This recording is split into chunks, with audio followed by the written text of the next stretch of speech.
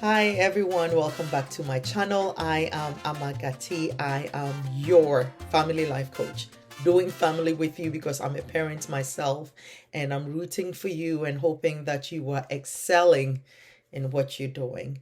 So, anyway, today I want to talk to us about conversations that I have been involved in lately, and it's really weighing on my heart. And because it is, I feel like that is the conversation we need to have today. I want us to talk about intentional parenting and what intentional parenting in my mind means and what intentional parenting requires that we do or we become. So I was talking to someone recently, and the person was talking about their childhood and how they grew up in a really, really strict home where like the parents would not even allow them to come into the kitchen when they were cooking because they were in their way. They wanted things done in a certain way. The children were not um, we were seen but not heard. Your opinion didn't count and your opinion didn't matter. And this person was telling me about how that has affected them as an adult now, where to the point where now when this person wants to make decisions like career decisions or business decisions and want to go into the space of entrepreneurship, they're always second guessing themselves because they're not sure whether the decision they're making is right or wrong. you know there's been a lot of that. Even with myself, I wasn't parented strictly, but I spent most of my childhood in boarding school where I felt like it was always follow the rule, follow the rule, follow the rule. As long as you follow the rule, you will be fine, right? And as an adult, sometimes I also find myself seeking permission from others to do what I believe I've been called to do. It's almost like I'm seeking people's approval to do what I need to do. And it's affected all of us. I mean, truth be told, if we all dig back into the way we were parented or the way we were raised, yeah, it has affected us in a way, um, in a form that we probably don't even realize it has affected us as adults, right? So I want to talk about intentional parenting. Intentional parenting in my mind is a parent who is present, a parent who has a deep connection with their child, has their child's best interest at heart, and is being mindful of everything they do. I know that's a tall order. And I know you're thinking, my goodness, I can't fulfill all of these things because I have my own life I'm trying to figure out, and now being that for a child. In my mind, if you ask me what intentional parenting is, that's the definition I'm going to give you.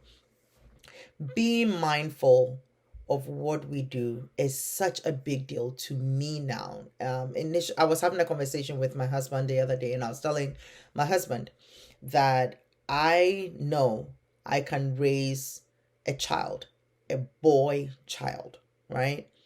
But I can't raise a man because I don't know what it means to be a man. I've never been a man, right? So there are certain things I can do for my son, but it's limiting. My son is in the preteen stage, almost a teenager, and I feel like there are certain things that I can't do for him because I don't understand the changes his body is going through psychologically, the changes he's going through, the maturity that is happening, the puberty. I don't understand that because I've never lived that.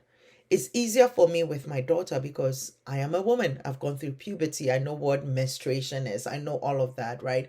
And so for me to connect with my daughter, I'm able to do that because I feel like I have a good sense of what it means to be a woman, what it means to be a girl, and trying to combine home and career and balancing all of that. I know that, so I can teach that, right? But I don't know that for a man.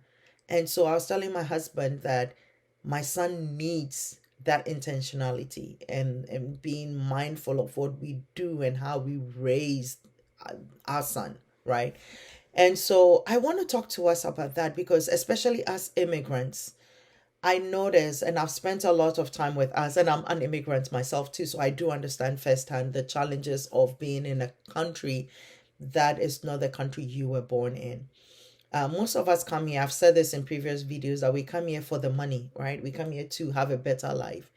But what is a better life if we are not at home, or we are not present at home? Okay, so now we're all distracted. Right? The other day, yesterday, or one of the days, I was talking, we were all in the living room and we didn't even realize we were doing it. It was me, my husband, and my daughter, and we're all on devices, and the TV was on. And my daughter commented and said, "Man, there are more devices we're on than the people in the room. Three of us in the room with four devices on. We were not connecting, we were not having conversation, we we're all lost in our own little world." And it broke my heart because I didn't even realize I am teaching parenting. So you think I should know these things, right? But I caught myself not being present because we're all exhausted and we're all in our own little world. And so intentional parenting, in my mind, is having a relationship with your child, especially as they grow. We need to move away from just giving advice all the time. Because honestly, if you don't have a relationship with someone and all you do is give them advice, they're not listening to you, right? And so connecting with your child on a personal level, playing with them, going out with them, doing things with them, talking with them, sharing experiences with them is how you connect. Then when you come back and give advice, they will listen because now they do have that relationship with you. There's actually some study that show that if when patients go to a hospital, if they like their doctor, they would follow the instructions their doctor gave them. If they don't like their doctor, they're not going to follow the instructions the doctor gave them. And you would think this is their own health, right? So they should be doing what the doctor is telling them. But it starts with relationship. It always starts with relationship. So as parents, our relationship with our children matter, right? I was telling, again, going back to my son and my husband, I was telling him the other day that I was telling my son that when your father is out there cutting the green grass and doing whatever he needs to do, I want you out there with him. And it's not about learning how to cut the grass, but it's having that connection, father and son connection. There are a lot of parents who are parenting, and they are parenting as single parents because one parent has removed themselves from the equation. That's the truth. And I am hoping that this video will inspire you, especially if it is not a single parent situation and they are both parents at home, that both of you are involved in it. I heard a story again this week, and I'm telling you, like, I've had conversations. They're just coming up with different parents, right? But I had a conversation with another parent. Another person was telling me this story about a friend of theirs who has a special needs child. I think the child is autistic or something. And she was saying that the child's father refuses to stay home alone with the child. So the mother always has to be there. Can you imagine how tiring it is for this mother? Because the father refuses to be home alone with this child because he hasn't learned how to help take care of the child. The child is both of you, it's yours, right? Both of you made this child. So if you are present, don't let it be one partner. And I'm not even saying mothers alone, because I've seen mothers who leave all the burden to the fathers too. So I think that both parents, if we're lucky to have a spouse, and I'm using the word luckily loosely, so forgive me for using that word, but if you are fortunate, I guess that's the word I'm looking for, to have both parents in at home, then both parents should do it. Let's parent together.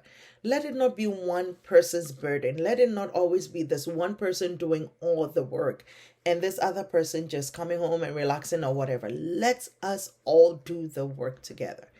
Whilst we are there, let us all be in agreement on how we discipline our children, or how we the norm, I mean the core values of our family. Let's do that together. Let's talk. What I mean by that is, if let's say a child has done something and let's say the mother decides that this is going to be the consequence for what they did, dad, be on board. All right, because there's no reason why you should not be in agreement, because children play us all the time.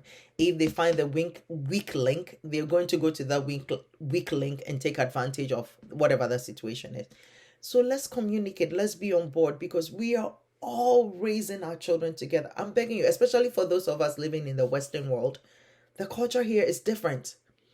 The way we were parented cannot be the same way we parent our children in a country like America, where I live, right?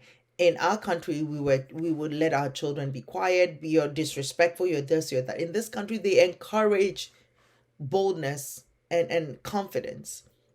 So that way you were parented cannot be, you can't say, oh, this is how my mother and my father did it, so you are this and that. And no, no, no, no, no. It's a different generation. It's a different time. It is a time of technological advancement. So you need to raise children who can fit into that. I'm not saying you should go do away with the things you were raised by, the values you were raised by. No, no, no. I'm not saying that.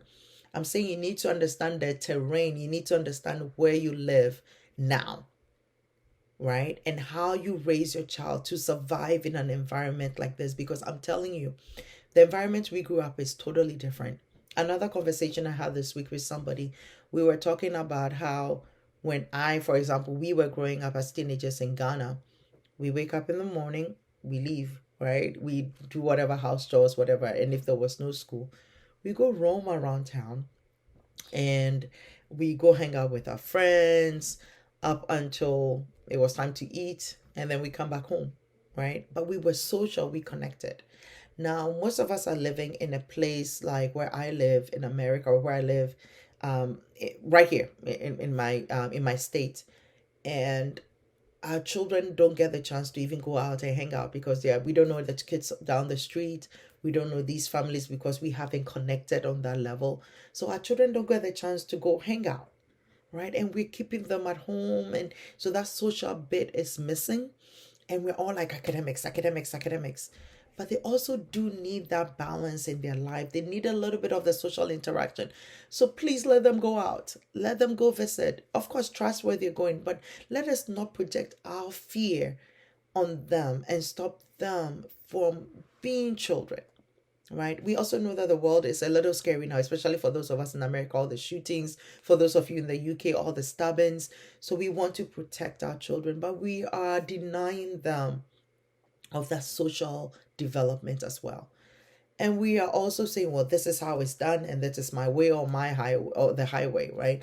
And we need to understand that this is different. So maybe your parents didn't hug you, maybe your parents didn't have conversations with you, but now you have to do that, because what they deal with in this country or in the country you are living in is completely different. It's mind blowing, the challenges and the depression that our children are in. We have kids who are depressed and we don't even know they are depressed because we are not spending time with them. We're not having conversations. They're not telling us anything. If we're not involved, our children become something we don't recognize down the road. So I'm begging you, please be an intentional parent. Be intentional about being present, spending time with your child, taking them out, playing games with them, connecting with them on a deeper level. And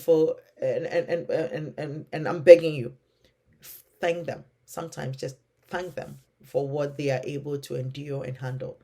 Also, be the first to apologize if you mess up. If you mess up, tell them I'm sorry. Let's not put ourselves all the way happy here because that's how we were parented. I am the mother, right? I get it. I'm the mother. I'm not your friend. No, I'll be the first one to tell my children that I'm not your friend. We are not doing that. Or you don't talk to your father like that, or you don't talk to your mother like that. I'll be the first to tell you.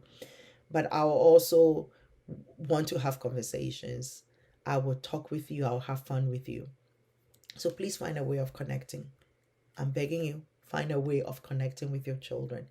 Parenting in a foreign culture is hard. Understand the culture you live in, what society demands from our children, and you be that guide. All right. Another thing I've said before is that when our children are younger, we are managers, right? So we manage where they go, who they hang out with, what they eat, when they sleep, when they wake up. When they're younger, like between birth and let's say ages 9, 10, that's what we do. We are managers. 11, 12, we're still managers, right? But once they hit teenage and above, we become what we call a consultant. What does that mean? That means that yes, I'm still your guide, I'm still your parent, but I start allowing you the freedom to make some decisions. I start taking in your opinions about certain things concerning your life as my child. So I will have this. My time is up with you. I'm going to come back and talk some more. But we cannot be the parents who are not present. If you don't know what to do with your child, you're watching this video, there are a lot of resources out there. Google, do different things. Find out tips. Learn how to be a present parent, a parent who is present, a parent who loves their children, who has a relationship. Stop just giving them advice all the time. They are not listening. Have a relationship with them. Build that connection. After you've built the connection, advice all you want, but you need a connection with your child. So anyway, I'm looking at the time. My time is up with you. I hope that something I've said has been of value to you, that you're going to take in. Again, please be an intentional parent. The world is hard. Our children are experiencing fear on levels that we don't even understand. There's this news about shootings here and there in America, and we're sending our children to these schools every day. I am begging you, be present. Talk to your children. Have a relationship. Put that phone down for a moment and have a relationship with your child.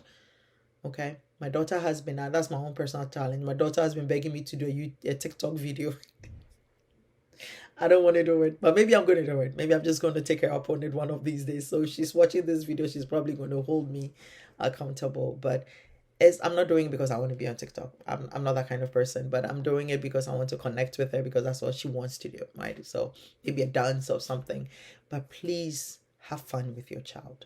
God gave your children to you for a reason. You cannot outsource your parenting. Your grandparents, their grandparents shouldn't be the ones raising them. Their aunties and uncles shouldn't be the ones raising them. You should be doing it. I'm begging you, be present. Okay? So until I come your way next time, thank you so much for indulging and listening. I am Ama Gati. I am your family life coach. I'm here. I'm rooting for you and wishing you the best. Comment below. Let me know your thoughts about intentional parenting. All right. I'd love to hear from you. Thank you. Bye-bye.